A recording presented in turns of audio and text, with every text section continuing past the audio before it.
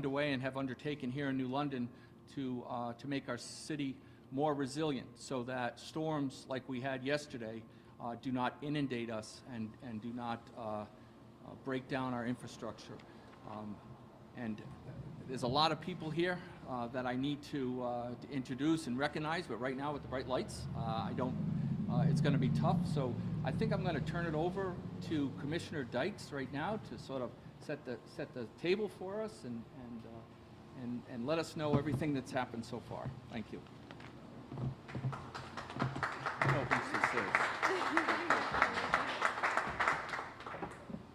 Well, thank you, Mayor Passero, for welcoming us here in New London. Thanks so much for your leadership. I want to especially recognize all of the first responders, men and women who are helping to keep our community safe, utility crews working here in the state, folks who came from long distances to help be prepared for this storm. It turned out to be not as devastating as we had anticipated, which is great news, but we were prepared, and we know folks are still working to restore power and help address some of the damage from this storm, and so we're going to continue to focus on that as the hours go by. But you know, we're here today to also recognize the first responders, local leaders, municipal leaders like Mayor Passero, and leaders here in the City of New London and all of the municipalities around our state, of men and women who have been helping to build out and invest in the infrastructure that we need in our communities to help be prepared and help to minimize and mitigate the impacts of these severe weather events, which unfortunately are becoming much more frequent and much more intense as a result of climate change. Here in New London, we can see today the benefits of that first response, of being proactive, engaging with our citizens, doing the planning that's necessary to recognize and be prepared for these types of impacts. This fire station here, I'll let Mayor Passero tell the story, but it is this is an area of New London that has had frequent urban flooding as a result of precipitation events. And I think it's really important. Maybe you'll tell the story a little bit about that, because I think it really explains why we're here and what we need municipalities across the state to do more of in the months to come.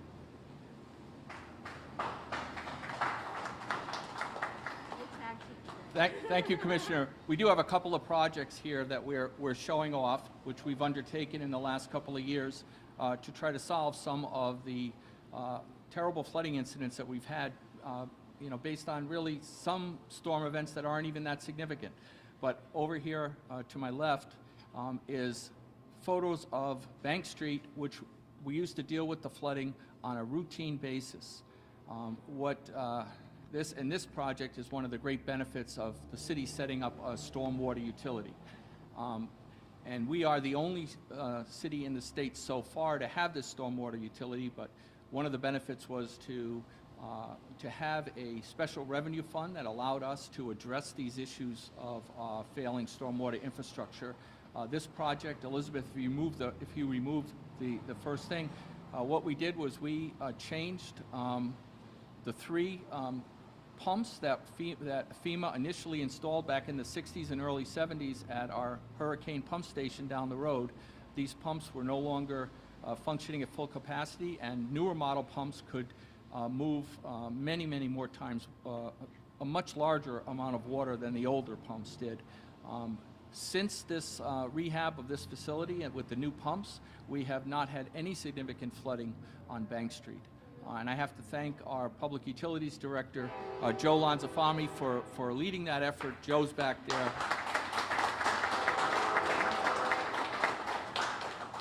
He has a great crew, and with a stormwater utility, we are now able to meet all of our MS4 permit requirements, which a lot of them is just routine maintenance, cleaning out catch basins, sweeping the streets. These type of routine maintenance things, along with capital improvements, that help keep our residents safe and protect the investment in our city, like Harbor Towers, which was a frequent victim of the flooding on Bank Street. This other project, which we're incredibly proud of, is a project that was partially funded by FEMA grants following Hurricane Sandy, and this is in the Greens Harbor Beach area. This area was almost useless because of the amount of water from just routine storms that would inundate the park, would overflow. As you can see, Pequot Avenue would make Pequot Avenue routinely impassable during rain events, would pollute the beach and would wash away the beach at Greens Harbor. We engaged in a major $5 million infrastructure project to rebuild the park, to rebuild the drainage in the park, and to create new outflows for the storm water that took care of this whole area of this whole catch basin of stormwater runoff for the city. If you go down to Green Harbor Beach, and if you went down to Greens Harbor Beach to this neighborhood in the middle of the storm yesterday, you would see no flooding and very little effect from all of the water that we received. So this is a success that we're very proud of. And I think that explains it, and I think that I appreciate the state using New London as an example to encourage other cities and through the legislation this session to establish stormwater utilities. I think for the health of our state, for the health of our environment, for the health of Long Island Sound and all of our estuaries, having stormwater utilities in our municipalities is a major, major step forward. Thank you so much, Mayor Pastor, and it's great to start off with that example because we know that these types of infrastructure investments are going to be so critical, not just here in New London, but all across the state to address the impacts of climate change. We know that the significant rain that Henri brought and is still bringing is arriving on top of already saturated ground following Fred last week, Elsa last month. This has been one of the wettest Julys that we've experienced in Connecticut in some time. We've seen swelling rivers and backed up sewer systems, complete with manhole geysers, flooded streets that are totaling residents' parked cars and blocking traffic, and downstream impacts of new raw sewage that's entering into our waterways. These are the impacts not only of aging infrastructure, but infrastructure that was built for different climatic events. And we have to invest in and adapt our infrastructure to protect our communities going forward.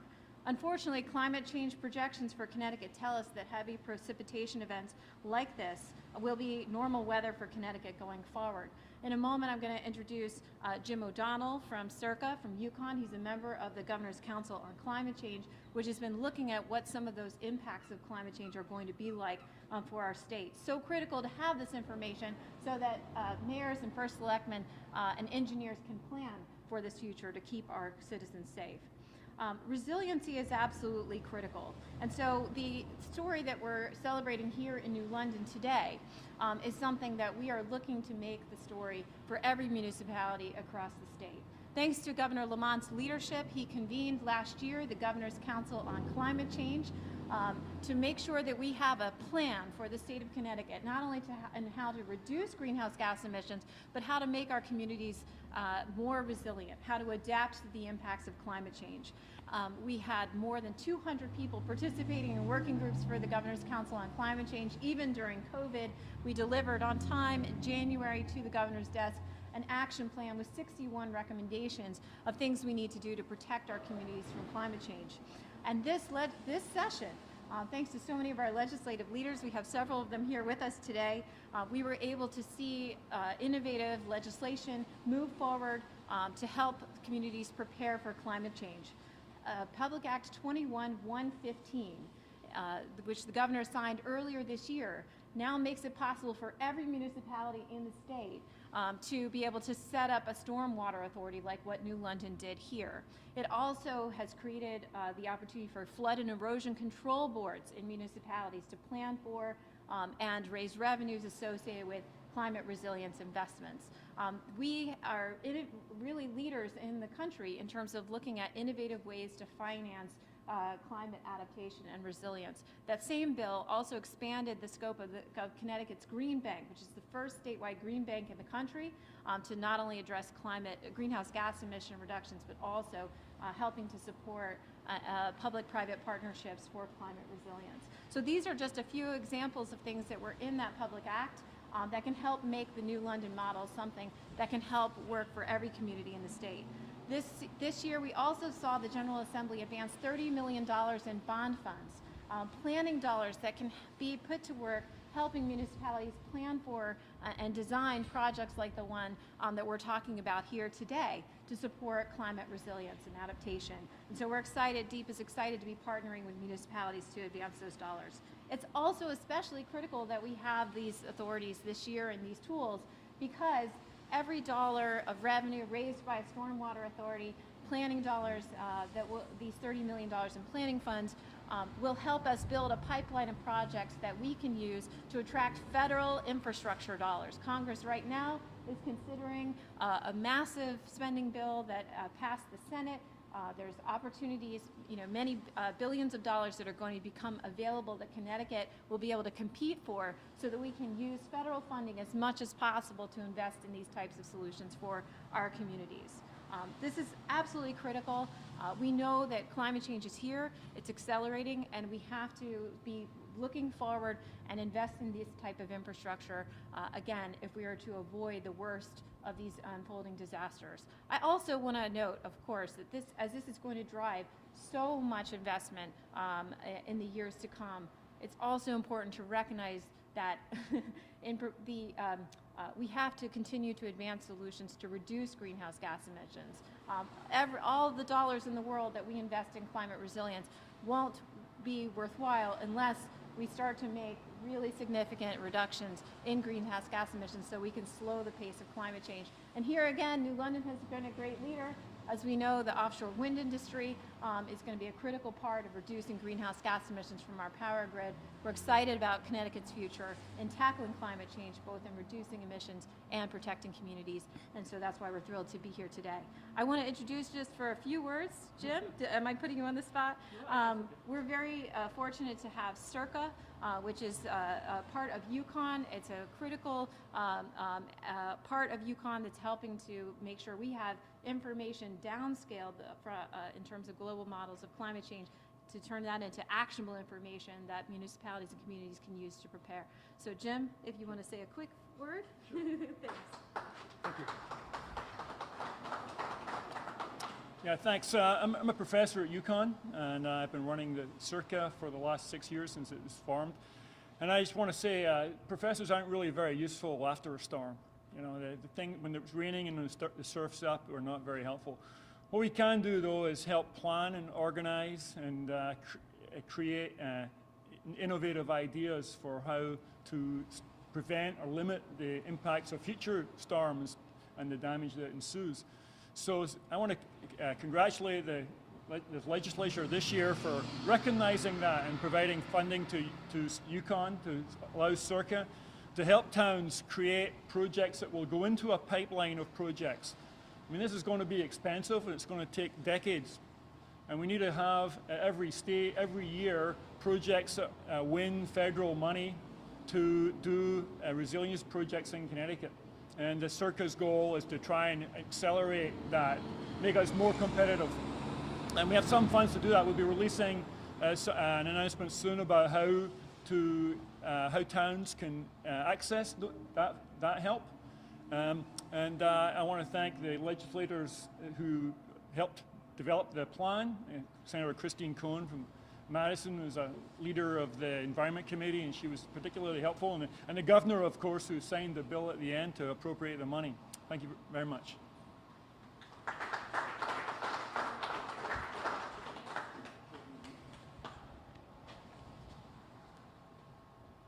Thank you, Jim.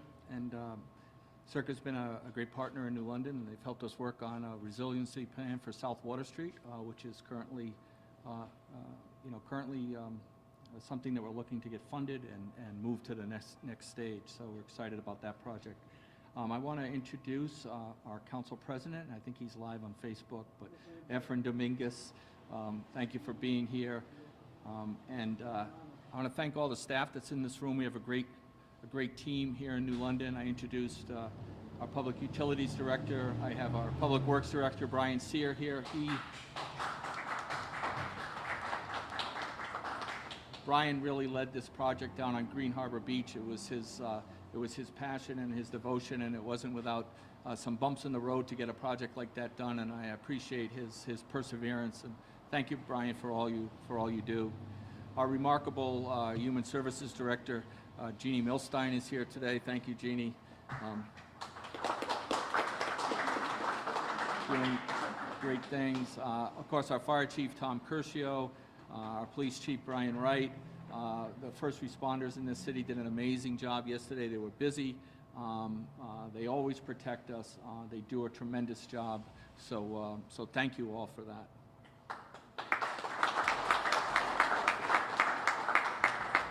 And helping to make it all possible and raise the revenues in this city is our Economic Development Director and his staff, Elizabeth Nocera and others. So Felix Reyes, thank you for your... And our intrepid Parking Authority Director, Carrie Red, here. Thank you, Carrie. We also couldn't do it without a great legislative delegation representing us up in Hartford. Representative Delacruz could not make it here today, but we do have Anthony Nolan here. Anthony, if you would come up, if you would.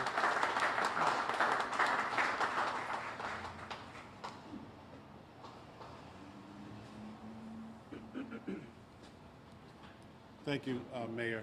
And first thing I want to do is thank you for your leadership, especially for a lot of these projects that we have conquered, because it was a Herculean effort for these things to happen. And this is the definition of New London. Coming up here to share resiliency. New London is the resilience in the state of Connecticut, and being an example to the rest of the state in regards to Stormwater Authority, and seeing some of these projects, these amazing projects, because at one time we thought that these projects were defeating us, but they didn't. And as you can see from a lot of these pictures, the manifestation from the things that have been done and the things that we have overcome, which makes me very happy to stand before you and say, I'm glad that New London can be the example to the rest of the state of Connecticut to start something that is going to make a difference in our state and in the rest of the country. So I'm glad to be here. I want to thank the governor, because we couldn't do this without you, sir. Commissioner, I want to thank you. I really have to give a special shout out to the New London Fire Department and the New London Police Department, because when the water was this high, they were the ones going in and helping people get out. And it was just an amazing thing to see on the job, and I just want to thank them very much. And I look forward to more things happening to make the rest of the state of Connecticut look just as beautiful as New London. Yes, sir.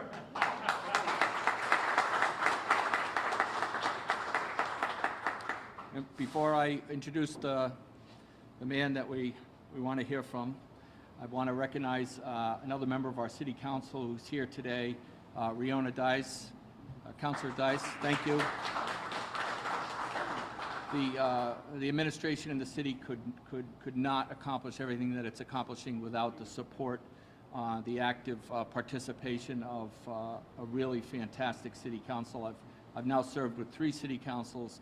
I don't want to judge them. It's like picking out who's your favorite child, but this city council has been absolutely awesome in the work they've done over the last 2 years. So a big hand for our city council, please.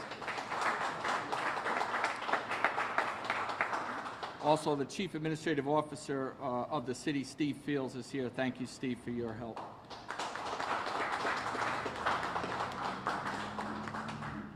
Governor Lamont has been a great supporter of the city of New London from the very beginning. So many of our projects over the last 3 years have been thanks to the support of him, his commissioners, his staff. I can't say enough. I want to take this moment to thank you in person for your support for the Thames River Apartment Economic Development Project we have going on in our industrial district next to State Pier. Your support for that project, it means a lot to the economic growth and development of this city going forward, in partnership with this amazing offshore wind project and your investment in the state pier. It means a great deal to us, Governor. Thank you very much. The Governor of the state of Connecticut, Ned Lamont. Hey, back at you, Mike. Thank you. And it's great to be here at your old office. Tom says you came along at the same time about several decades ago. Pump a ladder, man. Is that about pump a ladder? Is that about right? Yeah. Well, maybe you did some pumping out there as well. But and Katie's been explaining resilience to me for the last few years, and believe me, this last couple of years, I got it. I just came from Canterbury. Canterbury had 95% of their homes without electricity 24 hours ago. Hurricane Henri, doesn't sound like a scary name, but it hit pretty hard in certain places. And now they've got almost everybody up and operating. Their resilience means what you can do to trim the trees, get the power back on as quickly as you can.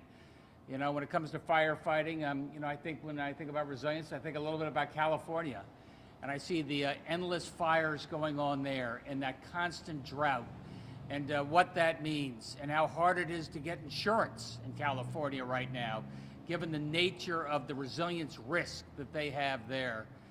And the bill that Katie described when it comes to, you know, wastewater authorities, Mike's a little bit like the I want to be like New London bill, because I think you guys have got it right. You've been thinking ahead. And look, you show me the pictures of what Bank Street looked like several years ago and not right now. And I got to tell you, in the backside of Henri here, we still have flash flood warnings in a lot of our state, including a greater Hartford area. It goes up, you know, to the northwest. And this is a reminder of what resilience is. It's about keeping you safe, keeping our economy going, and making it work. And what an enormous difference this makes when you see the nature of that, what do you call it, the rain garden, and the nature of that park, and how beautiful it can be to make your community safer. How beautiful it can be to make sure that Bank Street is operating every day along the way, and that you can make it happen. There are a lot of other ways you can fix it as well. I know that you had to put in, you know, several pumps as part of the, you know, park there, but I was just looking at the fact that Miami has had to put hundreds of millions of dollars of water pumps in over the last decade or two, and they're going to have to put billions in over the next decade or three. And what that means in terms of resilience, it's a way to save you money, keep your economy safe, keep the value of your homes, keep the value of your Main Street businesses going, and keep an amazing city like New London vibrant. And I just love the fact, I hate the phrase, if it ain't broke, don't fix it. That's not why we're in government. We're in government to get ahead of these problems and fix them earlier. And Katie Dykes is taking the lead on this every day. Katie took the lead with the legislature, you know, working with the Environmental Committee, and really pushed hard to make sure that all of our communities, like New London, can create a wastewater authority. What that means in terms of savings, what that means in terms of planning ahead. We still have a long way to go, but I will tell you, I look around the rest of the country, I look at the incredible risk that is being impacted by global warming in places like I mentioned in California and Florida, and those that have a lot of shoreline, a lot of drought. Connecticut is really well positioned. But we're only well positioned because we take care of ourselves, we think ahead, and we make sure we do it just like New London. Thanks, everybody.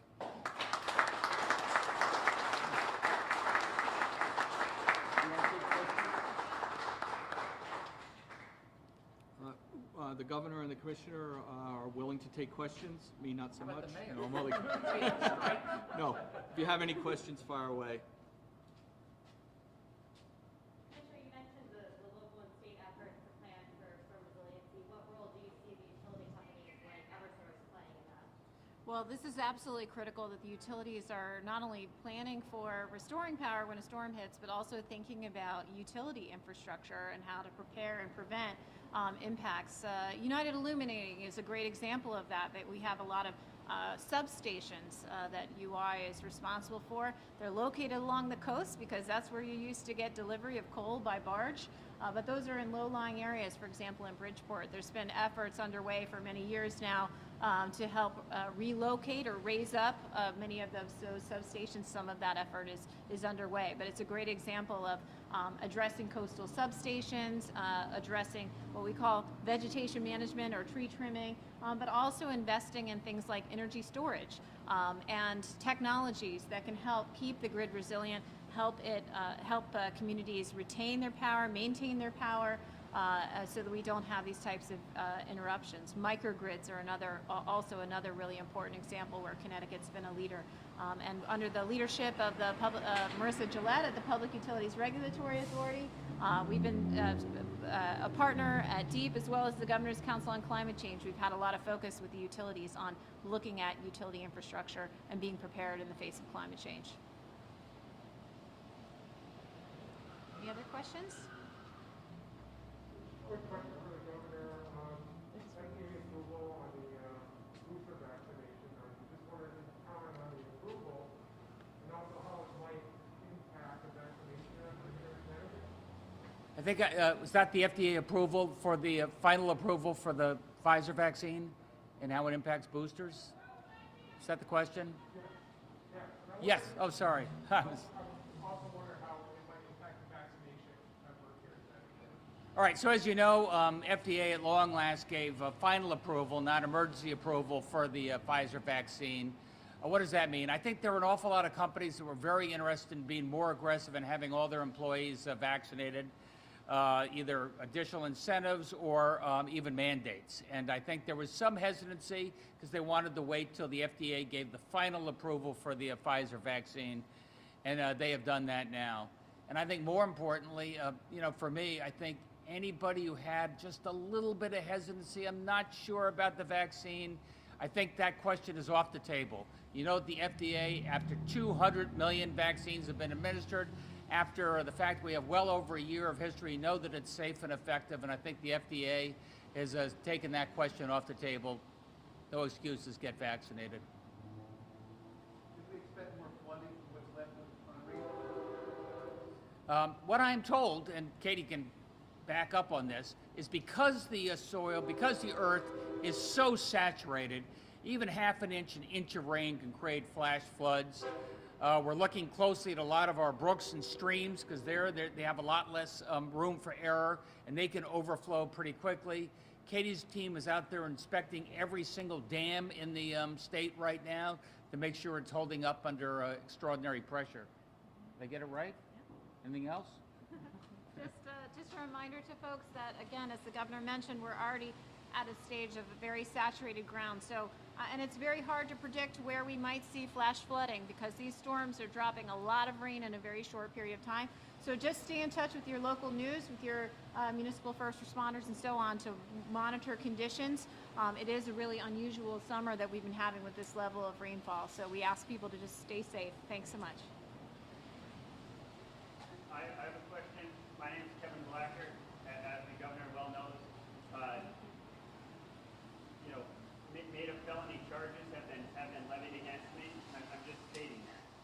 And I'd like to know how filling 7.4 acres of the deepest water in the state plays into resiliency, as that displaced water will have to go somewhere. And it adds to sea level rise, offshore wind, exclusive use of state tier for offshore wind will displace all other users. That makes us much less resilient. Our salt will have to be trucked from New Haven or Providence, increasing greenhouse gas emissions. And exclusive use of state tier by one company will exclude people like me, who for 3 years, going on 4, have worked to create a market for rocks and boulders, which are a byproduct of cropland clearing by farmers, to increase food security, as the governor mentioned, the droughts in our current food production sector. So I'd like to know, how can you guys say you support resiliency when you're going to fill 7.4 acres? Thank you. Well, I appreciate the comments, and I'll say that DEEP has played a role in terms of assessing certain permits associated with the state pier. We did reach a decision in a contested matter on that about 2-3 weeks ago, and that permit was issued, and many of these issues were considered and litigated in that proceeding. Thank you. The only thing I'd add is, if you want to talk about resiliency, you're talking about global warming and climate change.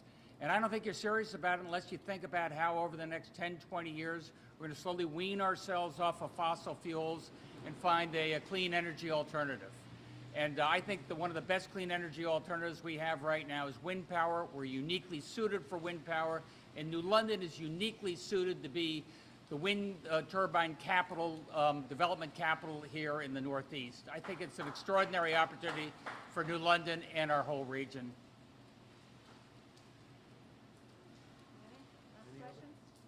Any last questions? Well, thank you all. I especially thank the governor. Thank you for your continued leadership on the COVID pandemic front, and thank you, Commissioner, for all your support. Thank you very much. Good shout out for New London. We love New London.